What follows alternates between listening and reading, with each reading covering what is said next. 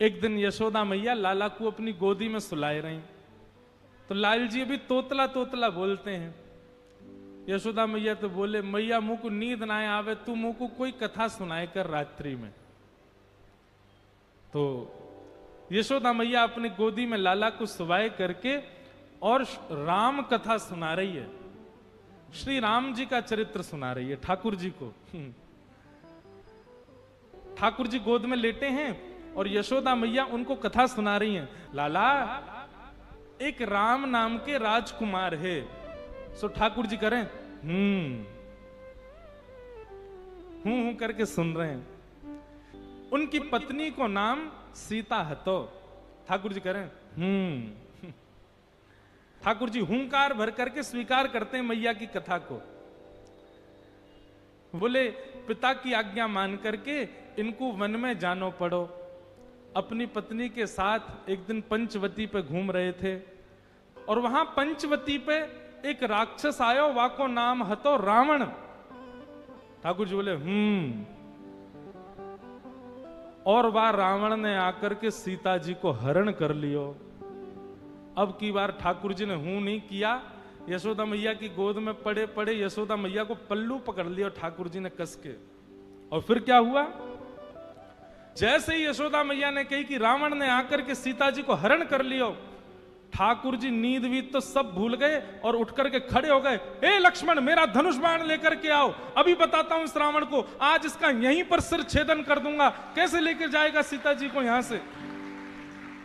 ठाकुर यशोदा मैया को, लाला लाला, मेरा धनुष बाण कहां है? आज इस रावण को मैं यहीं देख लूंगा, ये मेरे सामने से कैसे ले? उस दिन तो मैं कहीं और चला गया था तो सीता जी का हरण कर लिया इसने, आज ये नहीं कर पाएगा। यशोदा मैया ने ठाकुर जी को पकड़ा, हृदय से लगा में। ठाकुर जी निकल निकल के भागे, बोले आज इस रावण को नहीं छोड़ू। लाला लाला शांत है। अरे लाला, तू तो मेरो लाला है। ठाकुर जी को अचानक याद आई, अरे मैं तो कृष्ण हूं।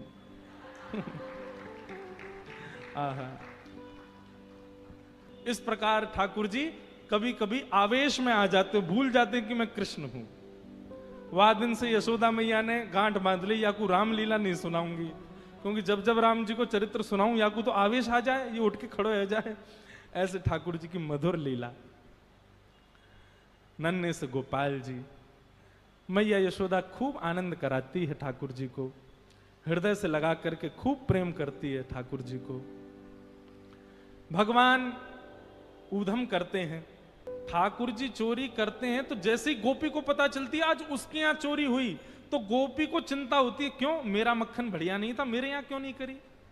वो स्वयं भी चाहती है कि मेरे यहां लाल आमे, यहां आके चोरी करें। क्योंकि सब गोपियां जानती हैं कि ये श्री कृष्ण कौन है, साक्षात पर ब्रह्म है। कहीं ना कहीं चित्त में उनके में ये भाव आता है कि कृष्ण पर ब्रह्म है। गोपियों के यहां जा जा करके ठाकुर जी चोरी करते हैं। आहा, एक गोपी ने दूध में बढ़िया मिश्री डाली और मिश्री डाल करके दूध ओटायो, ओटा करके दूध को जमा के दही बना दियो, मिष्टी दही, मीठो दही जमायो। और मीठो दही जमा करके गोपी ने ऐसी जगह रखो कि लाला को मिलेगा ही नहीं। कहां रखो? मटकी रख करके, और वाके ऊपर सुंदर एक बैठवे को मूढ़ा रख के वापस स्वयं बैठ गई। ठाकुर जी आ गए। ठाकुर जी आकर बोले, और भाभी जी कहाँ है रोए?